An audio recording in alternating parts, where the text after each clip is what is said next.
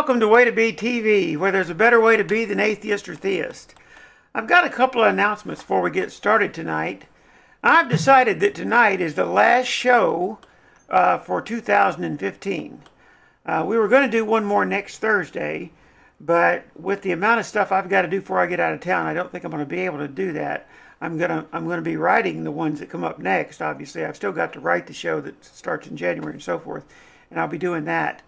But I decided tonight would be the last show for this year. We will have the private group this Sunday and review this show from tonight on the private group on Sunday. But yeah, I've got some dentist appointments and several things that I've got to do here in town before I leave to go to Tennessee. So there's no show next Thursday, and there's no show on Thursday Christmas Eve or Thursday New Year's Eve. Our first private group of the new year is on January 3rd, and the first public broadcast will be on Thursday, January 7th. And so the best thing I can say is everybody enjoy your friends and family. All right, so one of the things I did this week, I spent several hours doing this, but what I wanted to do tonight, because tonight is the very last of the playlist that we're on, and so I don't want to start a new subject until the beginning of the shows for 2016 anyway. But what I did is I went through and I took the Sermon on the Hay and re-edited the version that I have so that it has the ancient text on it. In other words, it has the passages, the scripture that I'm pulling from on the screen as the farmer sitting on the hay bale is doing the Sermon on the Hay. And that will let us review the last 16 weeks, because this is the 16th video that we've done, the 16th show that we've done on this one playlist, the Sermon on the Mount. And so there were three hours of editing that added the annotations to the video. So I'm going to go ahead and play that video, and then we'll play the one that's the last one for tonight. And that's what our discussion is going to be tonight. I've also got some information in there related to that I'm going to bring up. And so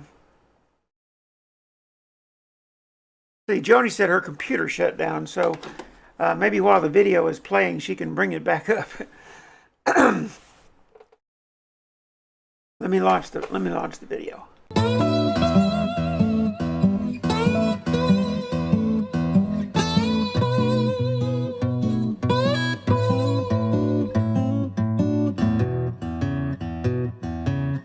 I grew up in Tennessee around rural people, in a very religious setting. I wondered, if a southern farmer raised in the rural church gave up religion altogether, what would he say to his neighbors?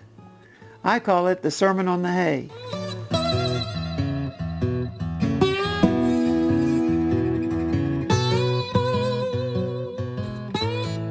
Everyone knows the bananas are not homegrown in Tennessee, but somehow they taste better coming from the farmer's market.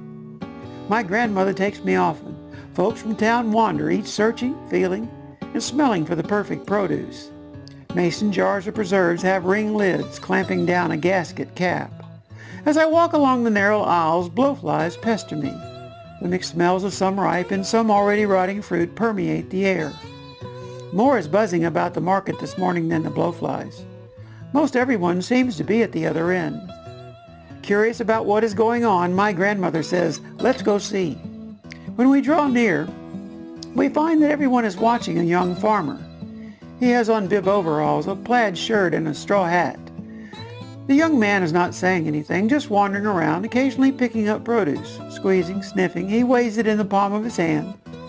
A few sellers abandon their stations to join the growing group. Some appear to know who he is. "Who is that?" my grandmother asked a man in a yard chair. "His name is Tuck. He's been talking all around town. My boy and I heard him in front of the hardware the other day. He really has something to say. He makes a lot of sense." Eventually, Tuck sat down on a bale of hay. Someone turned off the farm report. One by one, everyone noticed him sitting there, his legs swinging. The market noise ceased. We could hear nothing but the creak of wooden beams overhead, struggling against their joints. The young man pushed back the brim of his straw hat, revealing his eyes. We could see he was struggling for words. With a worried look, he pressed his lips together and exhaled a burst of air through his nose, as if he had no right to speak. Finally, he began. We could all be content, you know. Folks seem to be the most content when they know nothing at all, especially about spiritual things. We are more content when we measure our own condition, not somebody else's. Everybody's strange except for you and me, and I worry about you most of the time. If we could be gentle with one another, we would appreciate what we receive, without taking it away from each other. If we really want to know what's right, we could be content with the fact we never really know it all. Certainly not enough to go around saying what's right for others.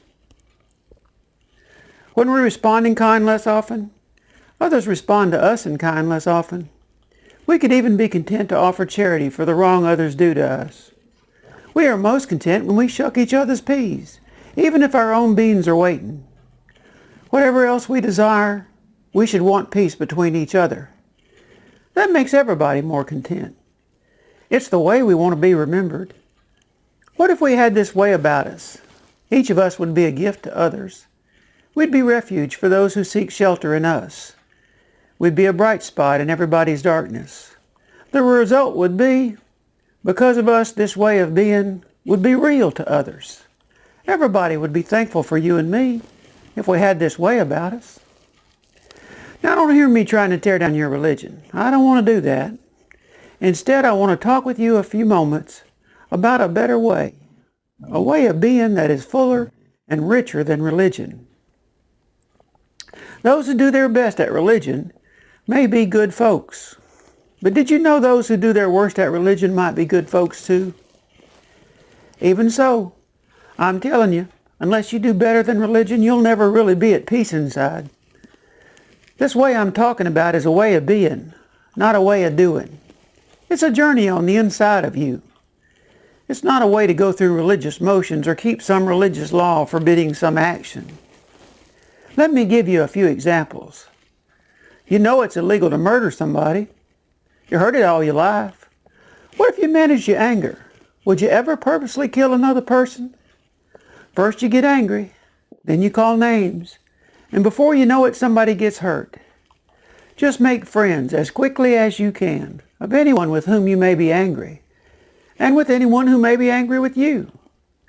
Remain at peace and stay out of court. Don't be angry. If you have this way about you, your actions can naturally follow your attitude. You'll be more content.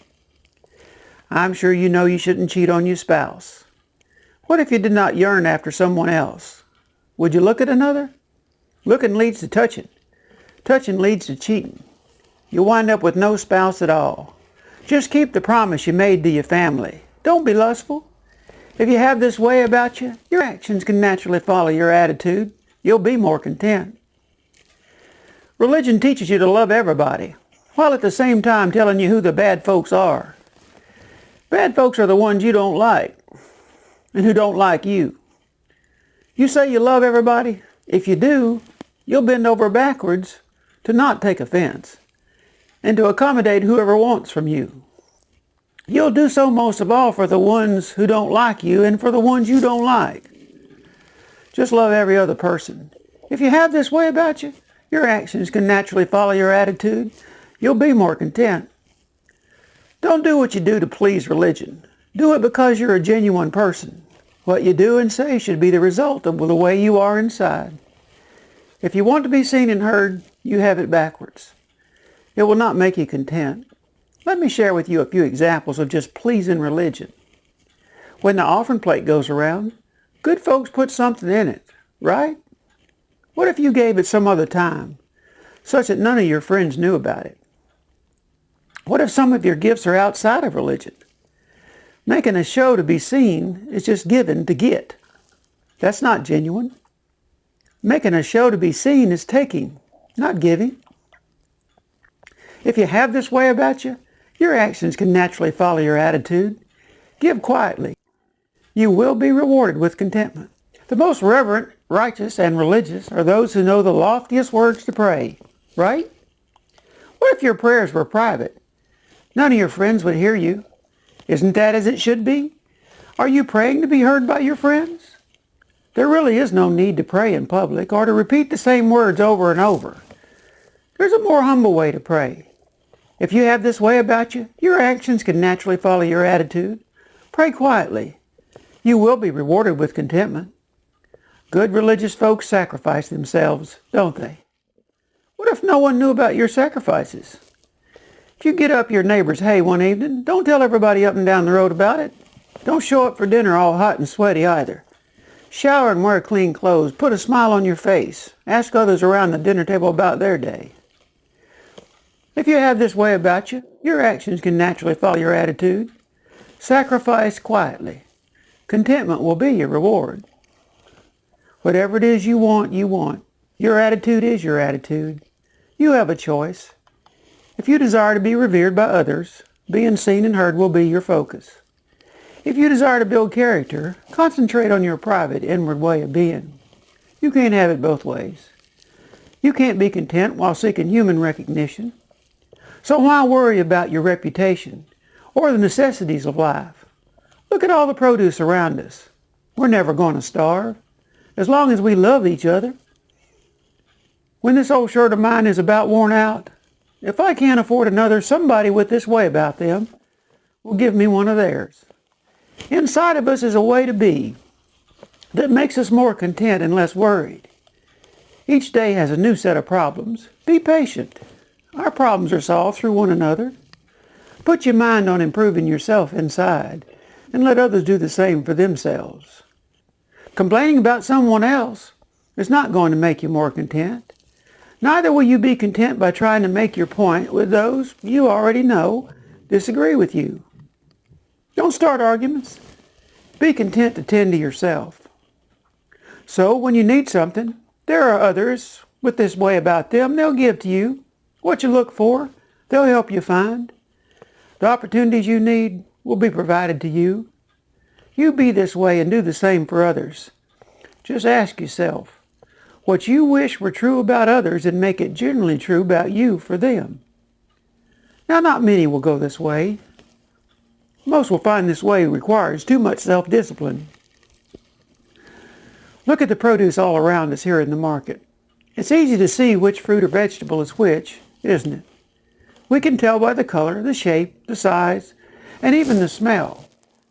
You folks raised in town, you might not have been able to tell one from the other when this same produce was just green shoots coming out of the ground.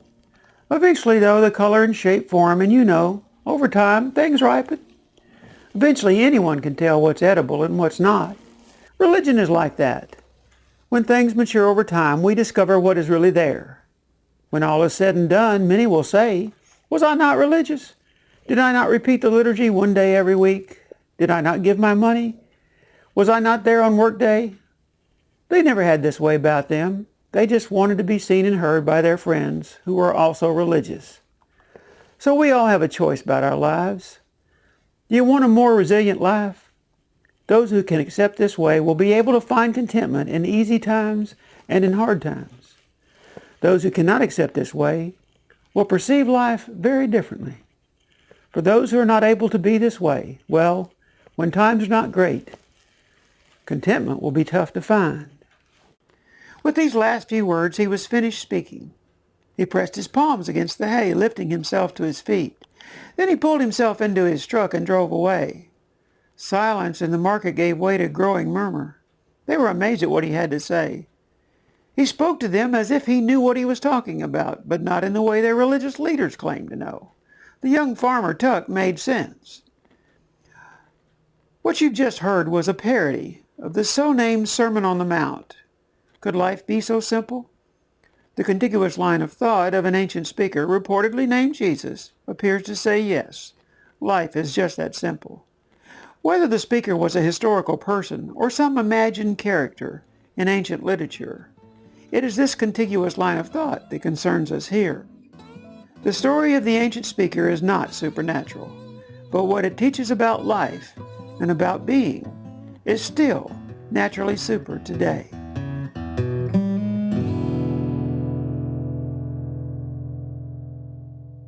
There she is. I made it back. You made it back. Yeah, your computer crashed, didn't it?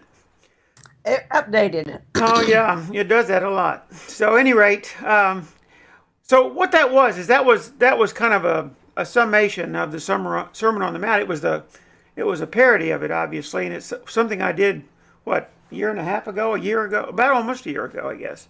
But anyhow, that particular video just reviewed, and I put the scripture, the passages from the New American Standard on the screen with it, so that you could kind of follow along with how I did the parody and where I took the parallels from.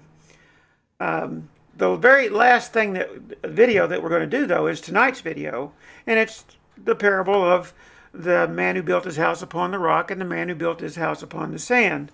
And so we're gonna talk about the way in general tonight. I have some other material that I'm going to use to stimulate thought and stimulate conversation, if you will. But we're going to watch one more video, and that one video is really short, and it's simply a video on that parable, the man who built his house upon the rock and the man who built his house upon the sand. So tonight you'll see the final video in the current playlist. We've been looking at the WAY2B, written by an ancient writer a half century after it was taught by an ancient speaker named Jesus. We have already moved through the opening assertions, the benefits of adopting the way and tempering religious resistance to the way of being. And we have now looked at 6 illustrations of the shift from just doing religion to being in the way. Remember, the so-named Sermon on the Mount was written in the second half of the 1st century by an ancient anonymous writer who did not know the ancient speaker. We've talked about what the ancient writer proposed the ancient speaker named Jesus to have said about judgment and about how few find this way to be in life. In the video last week and this evening, the ancient writer has the ancient speaker finishing up his speech. The ancient speaker brings into question the practice of religion and its supernatural effects. So here's tonight's video concerning the man who built his house upon the sand and the man who built his house upon the rock.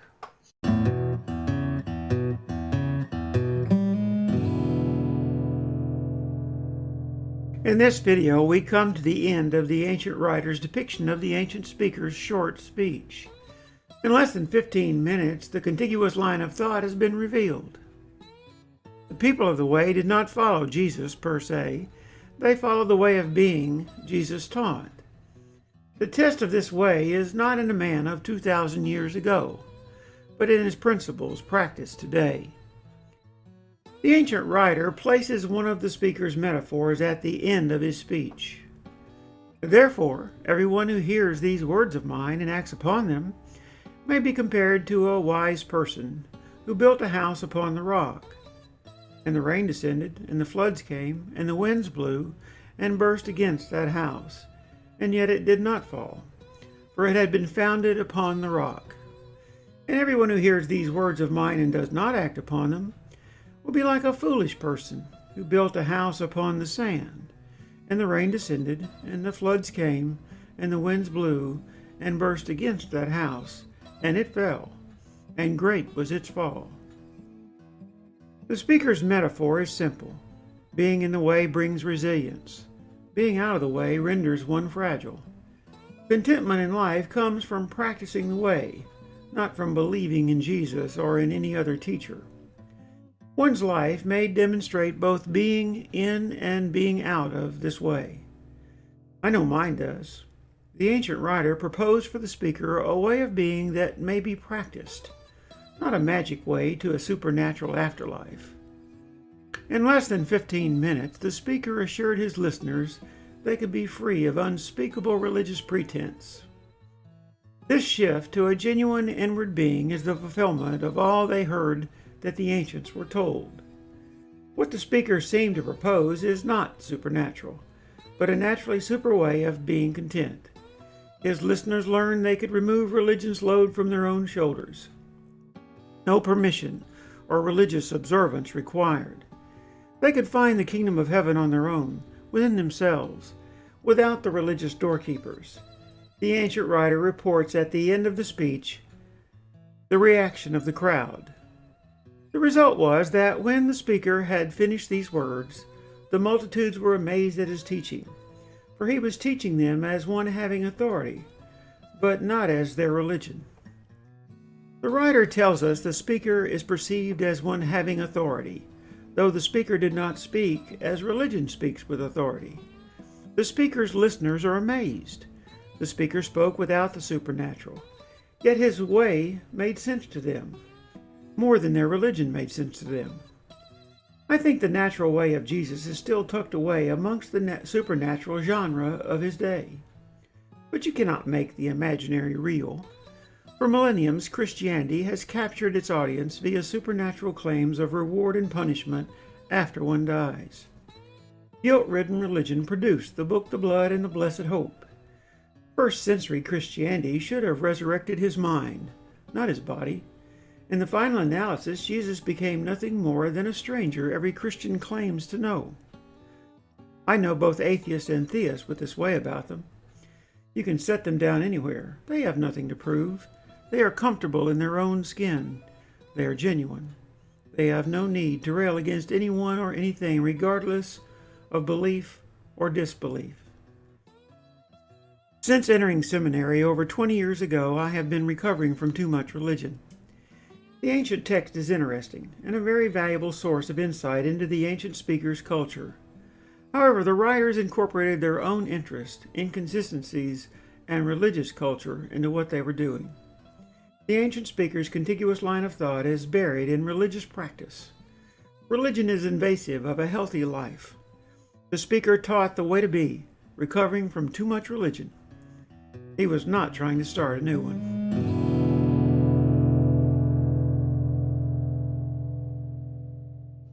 Well, Amber, thanks for letting me know that the sound was going up and down. I was trying to level it out at this end, and I'm watching the meters.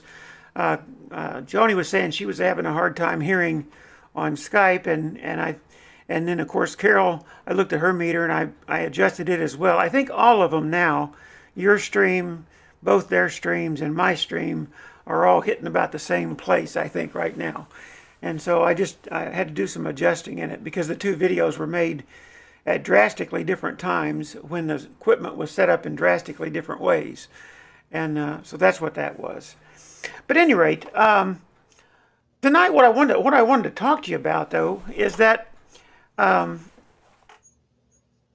this whole business of the way to be, for me at least, is one of in which, as I said there at the end, that in my opinion, and I know people who tell me they are atheists, who are the kind of people that have this way about them. In other words, from the outside perception that I have of them, they seem to have a pretty level-headed, even-keeled, comfortable existence in life, and are able to interact with most anyone, no matter what they believe or disbelieve. And the same thing is true of some theists that I know. They are comfortable. They're able to interact with people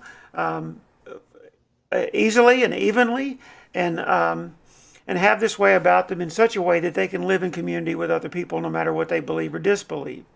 The reality of the situation with the atheist-theist debate is that both the theist and the atheist who are involved in these debates so heavily, write so many articles, and are in so many debates and blogs and so forth, most of them are dogmatic. We generally don't apply the word dogmatic to an atheist. We generally apply the word dogmatic to people who are on the theist side, to the Christian religion especially. We will say a person is dogmatic. But the fact is, you can be dogmatic about anything. And you can be dogmatic about atheism. And so there's a difference between individuals who seem to run roughshod over what's going on and really don't care what's happening in their wake or the way they're affecting other people in the conversation.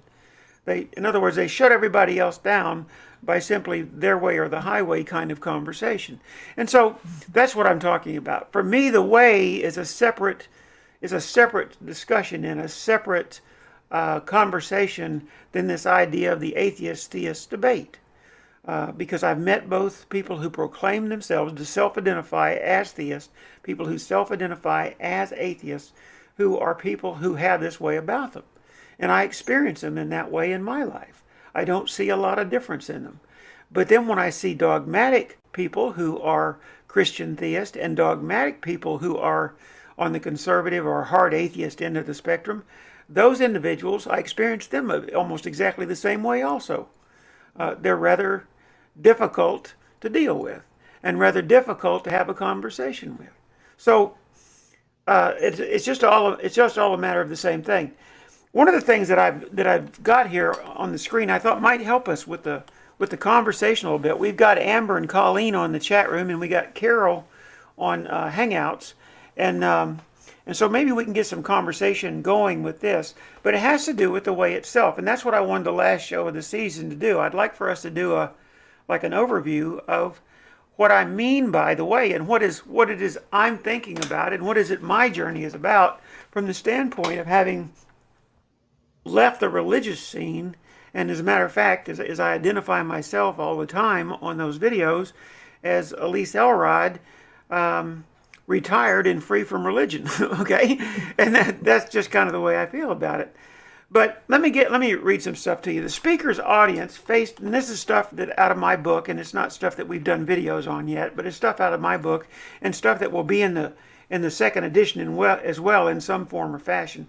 But the speaker's audience faced millenniums of indoctrination. Today we face that same ancient programming and many added layers of religion besides. If one's religious beliefs remain durable while seriously considering a multitude of views outside of religion, then so be it. If not, isolation is not the answer. In other words, what I'm saying there is we don't need to live in isolation. If you can, in other words, if I have no issue with a person who has theistic beliefs or has even supernatural beliefs about various and sundry things in the Bible. That's not an issue for me. But the thing that concerns me is that if you can, with your religious beliefs, remain durable, in other words, your faith-based beliefs remain durable while seriously considering a multitude of views outside of religion, well, then you got something, okay? Then you got something. But if you can't, and the only way that you can do that is to live in isolation, to gather with your group on Sunday morning, and you can't have an intelligent conversation outside of that. If that's the case, then obviously your faith is not durable. And if your faith is not durable, it's not real faith. You say, I believe, I know the absolute truth, but you don't really believe you know the absolute truth if you have to hide.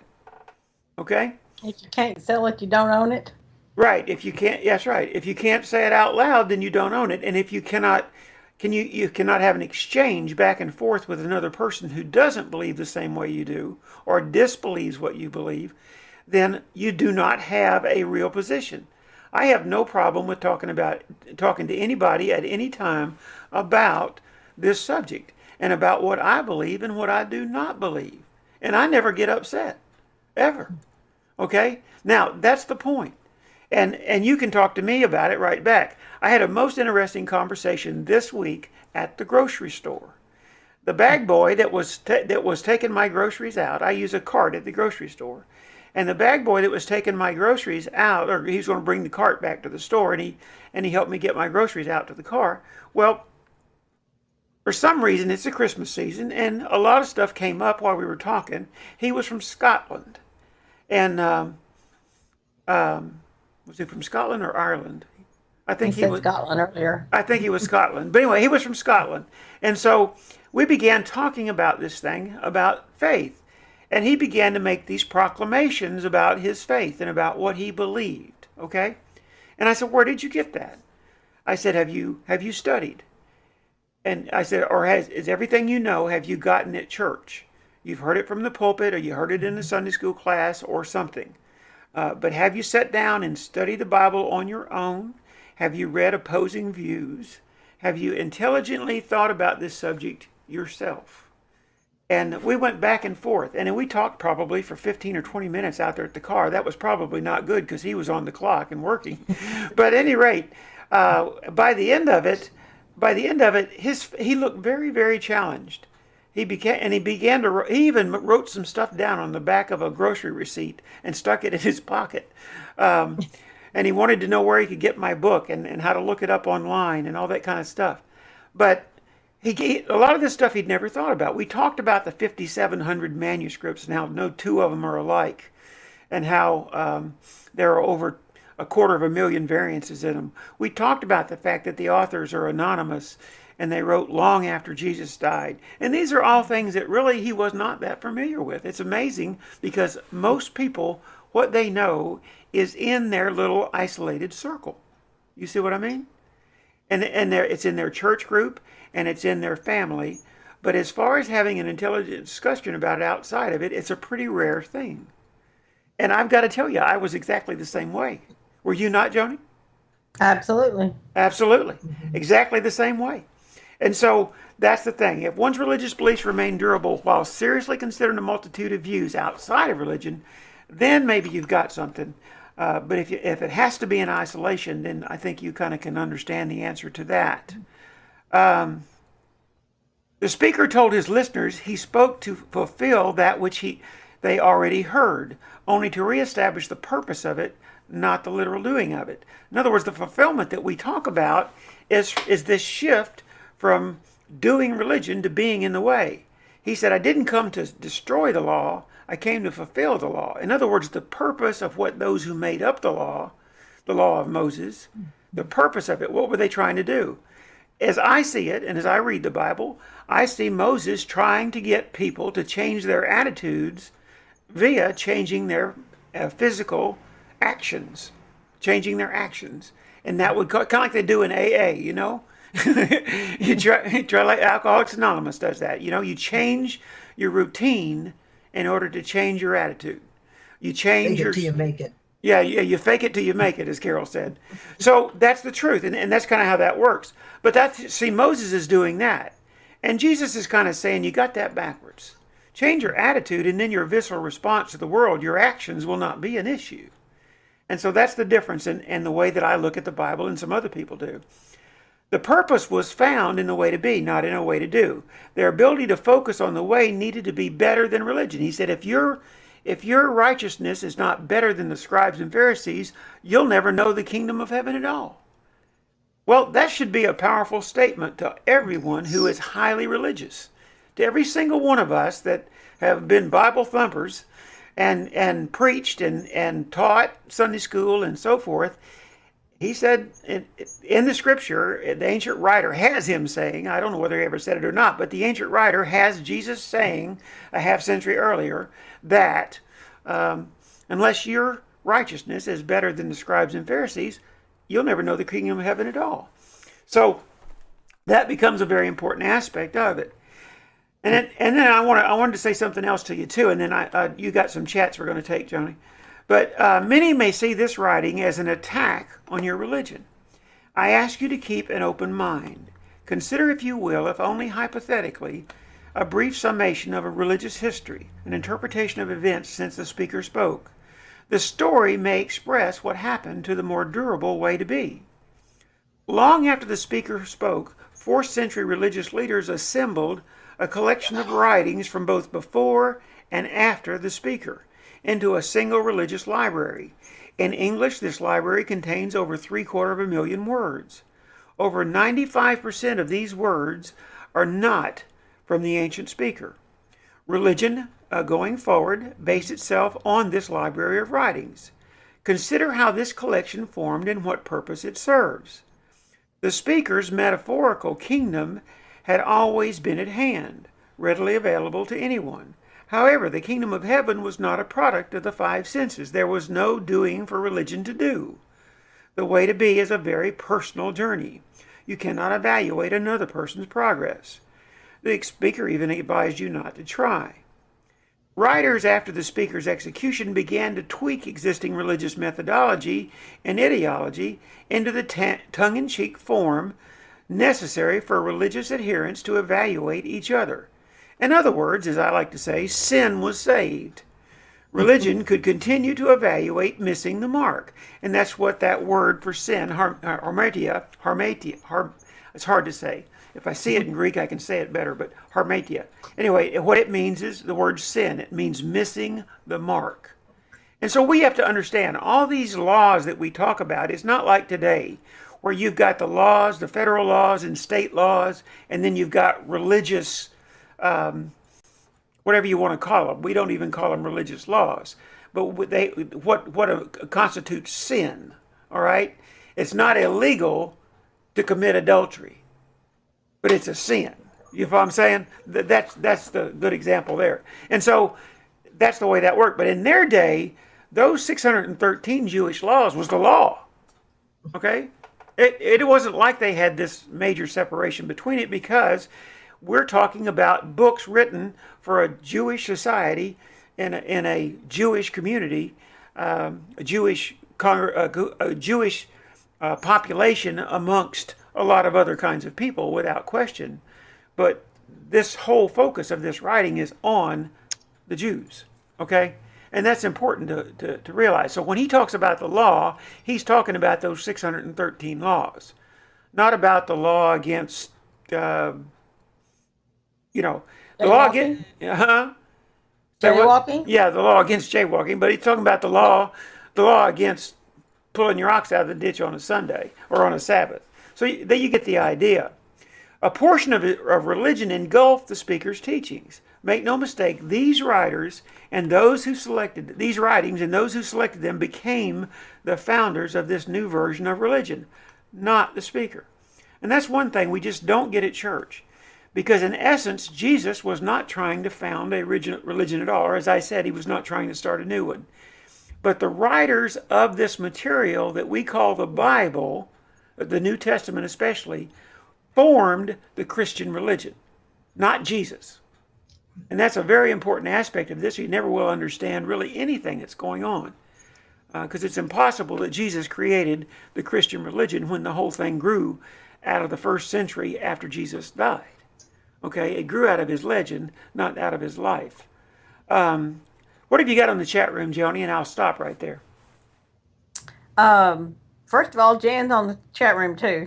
Okay. You didn't mention her a while ago. Colleen says, I have no problem with differing religious views, but do with people who denigrate others without first learning about them. Amber says, like that lady who smacked the Muslim praying in the California park recently. Right. And Colleen says, my grandmother was excommunicated in the 1920s for divorcing and then marrying a Lutheran, so my siblings and I learned early about differences. My grandmother was allowed back into Catholicism after my grandfather passed away, a test by a priest in 1960. He knew the Bible better, so he let her back in. So, hang on, let me see if there's more. Okay. He knew. Oh, and she said exactly, Amber, about the lady in California who smacked. Is that what she said? Smacked the Muslim praying in the California park. Right. And just this week, Donald Trump came up with this idea that for a time we need to close our borders to all Muslims. Right. Now, this is not a country that does that. I said that to somebody today, and they said, well, I think it's a good idea. Well, I'm sure you do think it's a good idea, but you know what? What you're saying is, because there are some Muslim radicals, that you should close your borders to all Muslims, millions and millions and millions of people, right?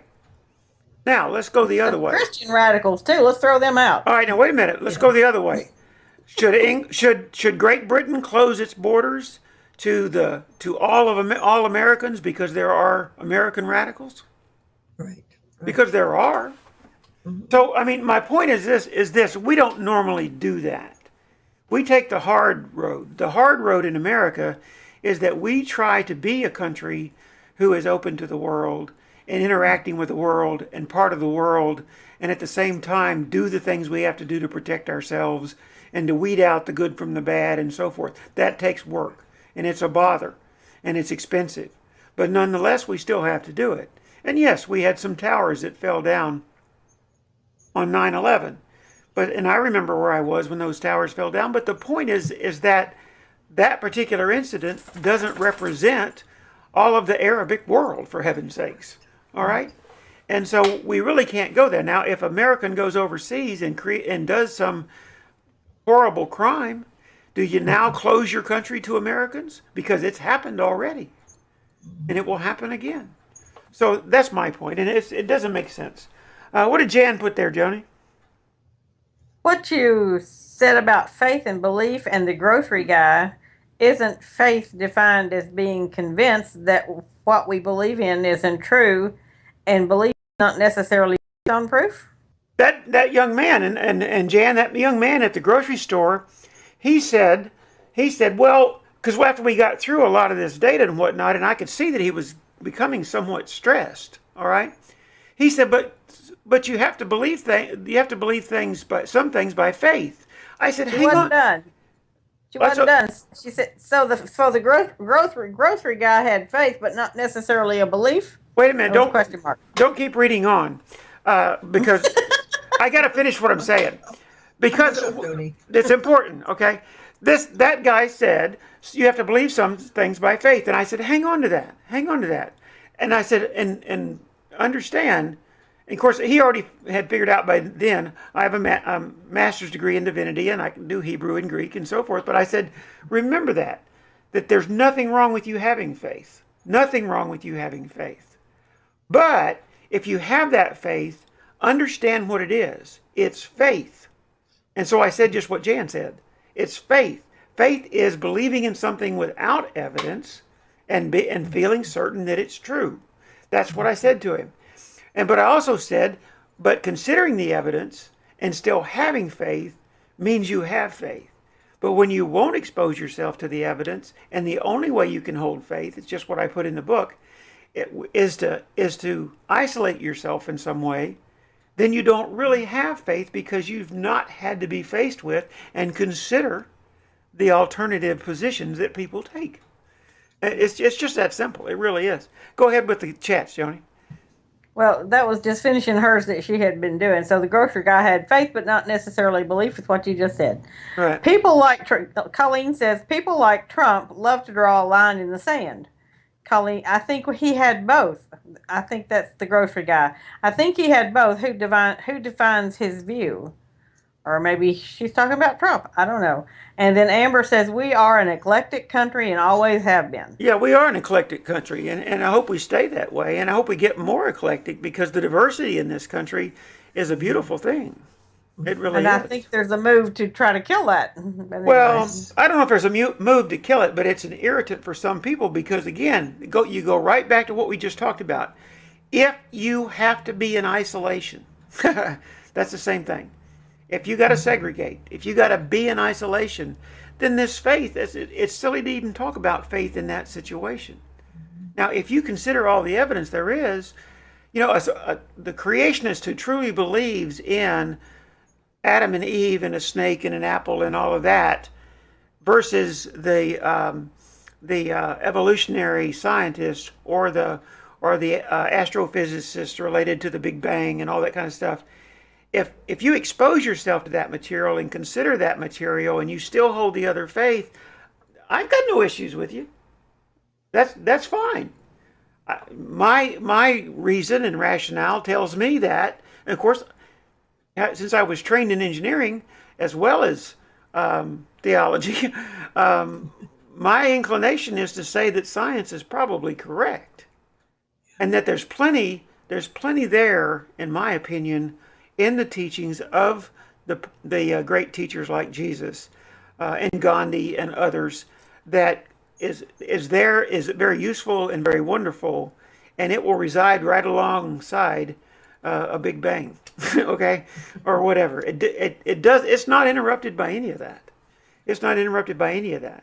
But if what you have to have is mythology, then science is going to be hard for you to deal with. Because science does deal with evidence, and very proudly so, and never says they found the absolute truth. Scientists is always saying the state of the science is, and then after a period of time, the science develops, things might change, and things do change. What else we got on the chat room, Joni? Colleen says she's talking about the grocery young man. Only he can define both his views or his beliefs or whatever. Right. And then Amber says her favorite is all the different food. I don't think she's actually talking about food, but I could be wrong. Well, I'm going to read a little bit further down. It's hard to believe, but it is already 8:20, believe it or not. Yes. This has gone by so fast. Carol, do you have some comments you want to make? Yeah. I started out being raised in the church and getting all the indoctrination of the Baptist church. And then I went through a period where I absolutely fought against religion and fought against God. And then I got to, and then I felt like God had saved me. So I went back to God, but I still was following that list of rules. I kept trying to do all the right things, and I never felt like I quite made it until you came along and introduced the way. Now I no longer believe in a talking snake and things like that, but there's some other things that I'm not sure of, and I will decide on those in time. But I know that the way to be and working that way to be is going to be the most important thing in my life. Well, I know from talking to you in the past. I don't care if I read the rest of this or not. I don't. I know from talking to you in the past that you have at least a strong inclination or a strong feeling that there is some sort of afterlife, whether it be only spiritual or whether it be physical or what it be, but that there is some sort of afterlife and so forth.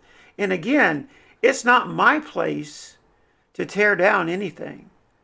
It's just my show, and I get to talk about what I want to and tell people what I believe and what I think. And I enjoy doing that.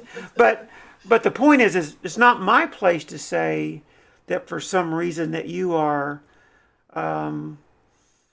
flawed, or that you aren't smart, or that you're unreasonable, or whatever. That's just not what I'm doing here. What I'm doing here is I'm saying, I don't believe in the supernatural, and yet I think Jesus was a great teacher. Well, that's a hard row to hoe when you get right down to it, because a lot of people can't handle that. In other words, you have to either reject everything associated with Christianity and the Bible, or you have to accept everything. And that's where the problem is, in my opinion. The whole package, and that's what's wrong. That's where the problem is. The problem is that you can't think for yourself. And I think in this country today, I can tell you, it's not like that I'm the only one thinking for myself, because I pastored 4 churches and was on staff at a 5th. And in those 4 churches, I can promise you, just what Amber said about this country being eclectic, so was every single church I pastored. It was full of people who believed all kinds of ways. All right? None of them needed to be belittled, okay, or ridiculed, or sarcasm used on them, okay? And still, each one of them ought to have had a voice, but each one of them ought to be taught to let other people have a voice. Right. Okay? And now you got something. That's the hard part. Now you got something, because now you're no longer in isolation. Instead, you're having an intelligent conversation with each other, and it may be that you hold beliefs that you will always hold that I don't believe, okay? And it may be that I hold beliefs that I will always hold, but you don't believe. And there's nothing wrong with that scenario. One of the things that I'm proudest of this group that meets here on Sunday, and you're one of them, but one of the things that I'm proudest of the group that meets here on Sunday afternoons is we don't cut each other's heads off. None of us would say anything or do anything to purposely hurt the other one. We have a pretty open conversation, you know? Your mama's, how's your mama now, 86 or something like that? 87. 87, and she can sit right here and have that conversation with us without getting wrinkled up, okay? That's pretty stout for an 87-year-old today, you know? That she can have this open conversation. Her faith is what it is, her beliefs are what they are, and yet she listens to what I got to say and what everybody else in the room has to say, and has intelligent conversations with us. To me, I admire that more than anything else. And so that's just where I am. I just don't see. That's the reason I put the 2 butting heads, the 2 bull elephants butting heads on the screen when I talk about that debate, because that's what it sounds like and that's what it looks like. Okay, it just looks like accomplishing nothing, except getting a bruised head. Okay, so what else we got on the chat, Jonah? Yeah. Jan says, concerning the grocery guy, it sounds like what you were saying to him was that faith and knowledge are both required for spiritual growth. And before faith, we must understand in whom and in what we have faith. Sure, sure. And he was having a hard time expressing it because he'd never been in a conversation with anybody other than somebody just like him. Right. So, I mean, he still thought Matthew, Mark, Luke, and John wrote Matthew, Mark, Luke, and John. Okay. And obviously, I mean, in the scholarship around the world today, there's nobody, no serious biblical scholar, not even all fundamentalist scholars will tell you it's very unlikely that Matthew, Mark, Luke, and John wrote Matthew, Mark, Luke, and John. But that doesn't. Most people in churches believe that. I know that. But I've heard fundamentalist scholars say, but that doesn't make them any less valuable. It makes them just as valuable, and just as they still see them as the inspired, infallible Word of God. Okay, that's fine. That's fine. My point is, though, scholars don't live in isolation. That's the whole point. The discussion is the whole point. The study and the research is the whole point. And so I admire people that can do that. Most churches can't do that. But what is funny is when you get to talk to people in churches like I have, a lot of private conversations as well, what you discover is not everybody in church even, I mean, I had plenty of church members throughout the years who don't believe in anything supernatural also. Yeah. Plenty of them. I know other ministers who don't believe in anything supernatural. Right. So it's not what you think. And the atheist community, the hard atheist community, wants to paint the church as a bunch of holy rollers, and a bunch of everybody's Pentecostal or something, or paint the church as people who are delusional, completely delusional, and that kind of thing. Well, the fact is, they talk about there's an agnostic atheist and there's a Gnostic atheist, and there's an agnostic Christian and there's a Gnostic Christian. Well, the truth is, there always has been and there always will be. There is agnostic theists all over the place. That is, people who fall on the side of, I believe there is a God, but I'm not sure, and I can't know for sure, and I leave every possibility that it may not be true. And there are people who are agnostic atheists who would say, I fall on the side of I don't believe in a God, but I see how one day I might actually wind up believing in a God. I kind of go this way. I think one day, if God is real, it may be that one day science can show that.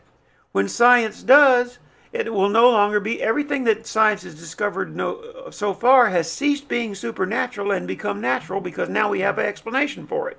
Okay? That's all that is. The natural explanation makes it not supernatural anymore. So it's a discussion worth having, and we could get off of each other's backs if we just would, What did Colleen write there, Joni? She says, I think growing up military and living all over have given me a more open view of differences without denigrating and seeing more of the similarities. Mm-hmm. Right. I think as far as you and I are concerned, Elise, we got thrown kind of out of our complacency when we went through our historical stuff, and caused us to be more eclectic and more open-minded and less judgmental of other people. Well, one of the interesting things was I was a Southern Baptist pastor. And as a Southern Baptist pastor, we got into plenty of discussions about gay people. And I always fell on the side of, you're not being fair. I always did. I always fell on the side of Baptists are not being fair when it comes to gay people. And that one day just like one day you regret what you did with women, and one day you regretted what you did with African Americans, one day you're going to regret what you've been saying about gay people. And now that's where I always fell, even as a Southern Baptist minister. You know that. Yes, I do. Yeah, it's just not, it's unreasonable to think you have all this knowledge that one day won't change, because most all knowledge will change as you go through life. Things that I believe right now and disbelieve right now are very different. Say what? The most important thing that you have ever said to me that really took hold was, I know that I don't know, is probably the smartest statement that you can make. Right. Because I don't know. All I can do is search. Right.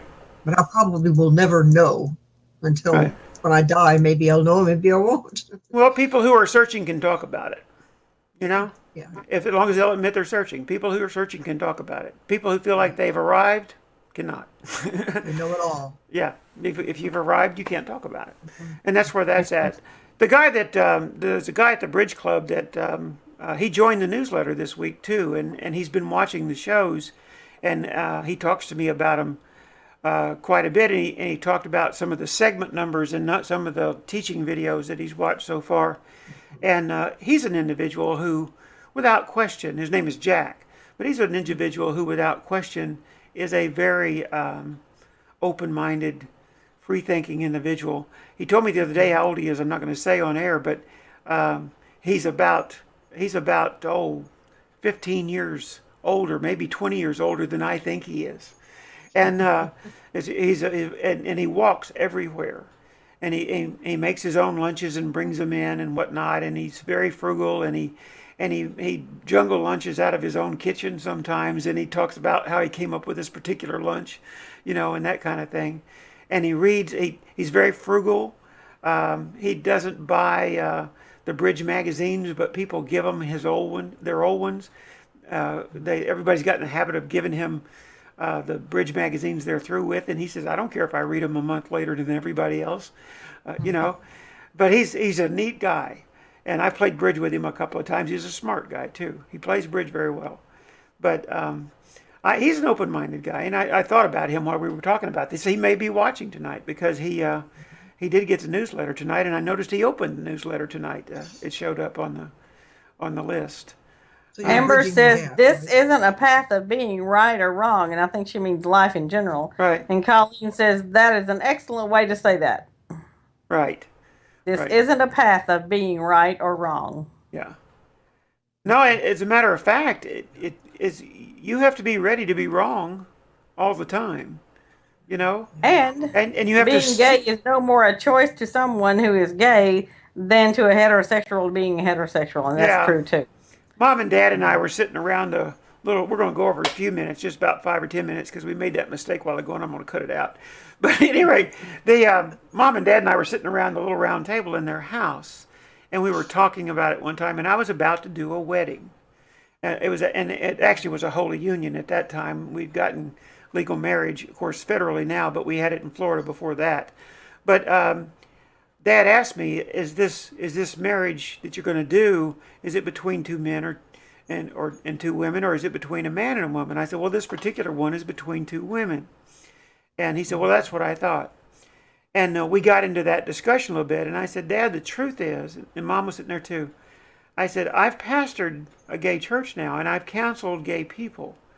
Their desires, their concerns, the support that they need concerning the difficulties they're having between one another as a couple, the amount of love and care that they have for each other, the way they take care of each other in times of health and sickness, the job situation, and one's making most of the money and the other one's not making much money, and all this kind of stuff. I said every bit of it is the same as the heterosexual couples. And I said, and whether you believe it or not, the ones that I know who get married and stay married are just like the heterosexual couples that I know that get married and stay married. Mom and Dad were married 63 years. I said, they're like you and Mom. They love each other in exactly the same way you and Mom love each other. I don't know what else I can tell you. And that's true. I wish the world could see the gay community like it is, instead of some kind of cartoon character they've made out of it. You know what I mean? Because what the stereotypical views you hear out of church people, especially in my Southern Baptist experience, concerning gay people are so off the wall and so uninformed, it's unreal. And I don't know a gay person like that. And people talk about the gay agenda, and I've heard gay people say, mine must have got lost in the mail because I haven't seen the gay agenda. I don't know what they're talking about. That kind of thing. What do you got on the chat room, Joan? You got something else? Nope, that's it. No, that was it. Okay.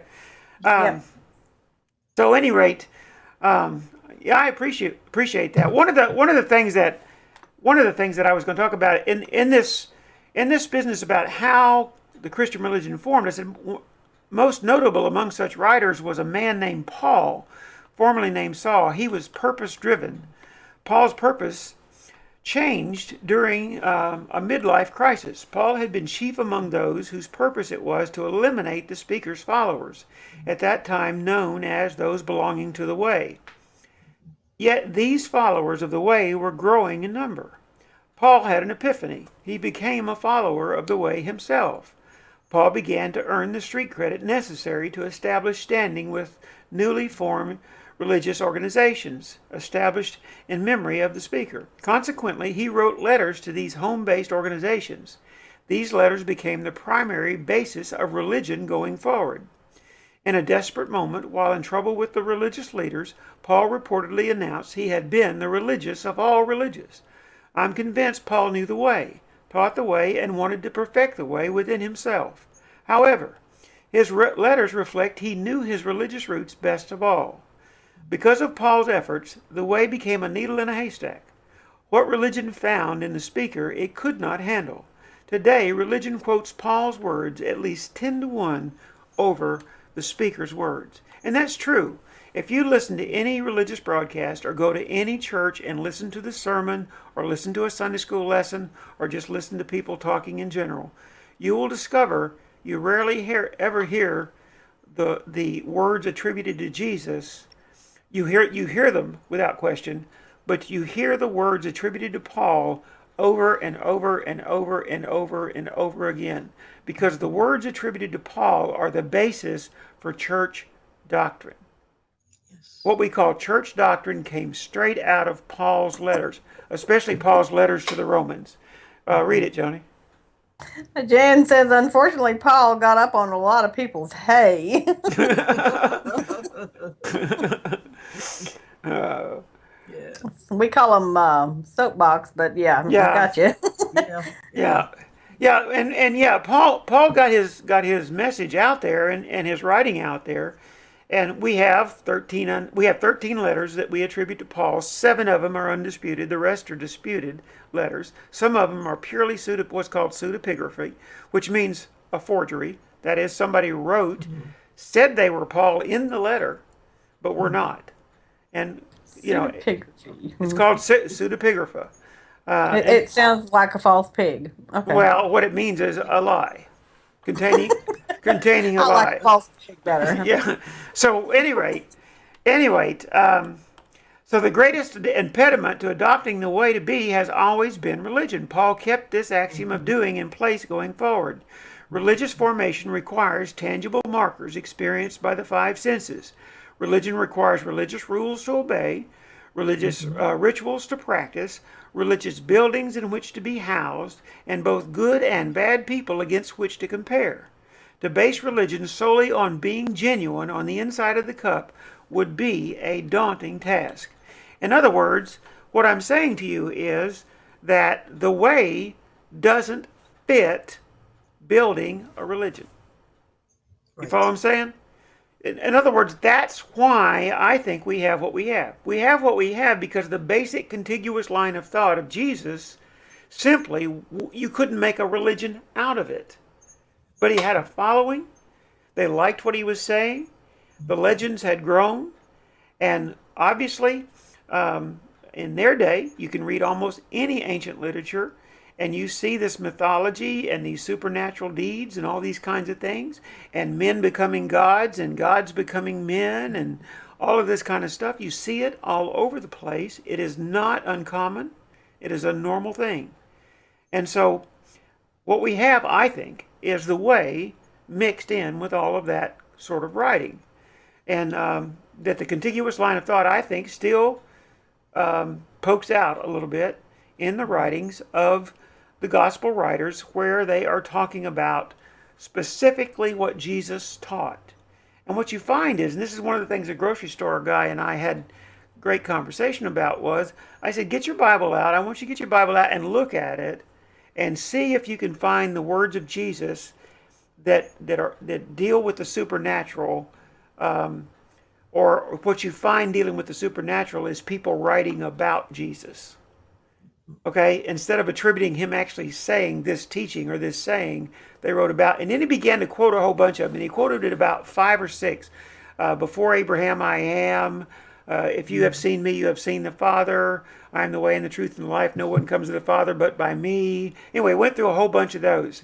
And I said, every single thing you have quoted to me came out of one book.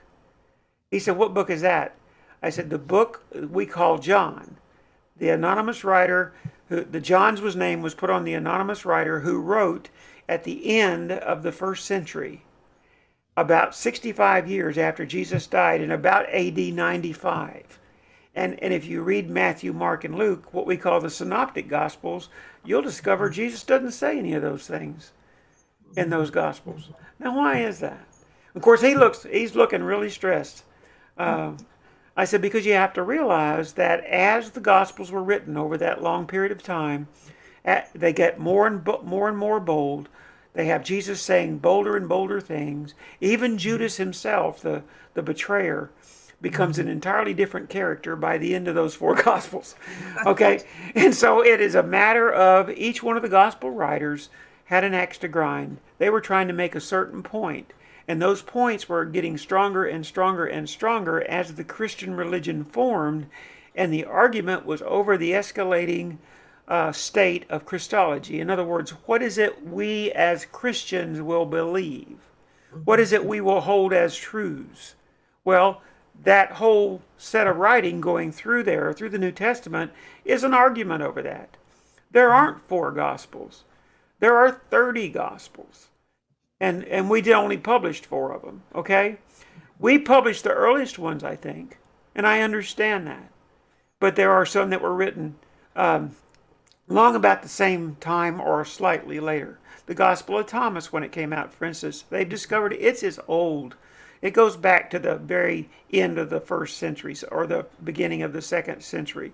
The Gospel of Judas was written about by Irenaeus in the 2nd century and discovered in 2006 in Egypt. And now we have a copy of it. We knew it existed because Irenaeus wrote about it, but now we actually have a copy of it. All right? And these kinds of things are kind of interesting because in the Gospel of Thomas, for instance, Jesus' teacher calls him down and he turns her into dust. So there's some interesting little events in there. That sounds a little supernatural. He makes some doves out of clay and somebody fusses at him about him. And so he wasn't supposed to be making animals, clay animals or whatever. But so he waves his hand over them and they fly off. So it's that kind of thing. And so we have a selected set of writings out of a lot of writings, is my point. There are other apocalypses. There are other epistles. There are other gospels. And so it's really important for us to understand that. But you don't learn that in church. Right. There was a huge argument. And what's called Orthodox today simply represents the people who won. Well, I'm going to stop right there. And I've got a lot of more, but as we get into next year, this is the kind of thing that we're probably going to be doing. Because now that we're through, I want to get through all of Woe to You Religion, all of For Heaven's Sake, and all of the Sermon on the Mount. I want to get through of all of that so that I had my lesson videos. Every single one of those lesson videos have to be made over. I have to do them again, okay? Every single one of them. That was just the first pass. And what I'm doing now is I'm taking the scripts from them and writing the 2nd edition of the book. Then I'll go through the 2nd edition of the books, and the videos will more nearly match the 2nd edition of the book when I get through. All right, and they'll be of a more consistent format also. And so, well, that's what they'll be. And then what I really want to do is I want to teach, and I want the material not to be so repetitive. We'll use the teaching videos, like we'll show a 5 or 10 minute teaching video, but the major conversation in the show will be more about the teaching, like we're doing right here at the end of this show.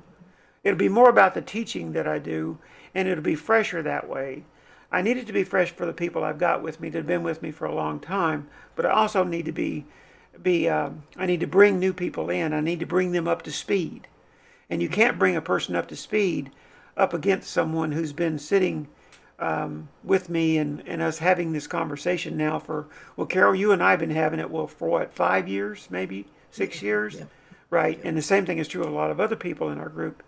And so it's hard to make it fresh for y'all and make it new and understandable for a brand new person.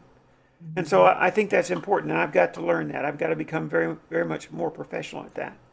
So guys, I really appreciate Amber, Colleen, Jan, everybody. I appreciate you being on. This Sunday, we'll have the group. I haven't seen Colleen and Amber on Sunday afternoon yet. We did send out the invitation. I hope you all got it. I realize, though, that you may have a Sunday already, a situation where you're not able to do that, and I understand that. That's not a problem. But we wanted to make sure you knew you were invited, and that we would be glad for you to be part of us on Sunday afternoon. So with that said, anybody got any last words? You got a last word, Carol? Nope. No last words? And I don't see anything else on the chat room either. So Jan, I'm going to get down off of my hay, and I'm going to get off of here. All right?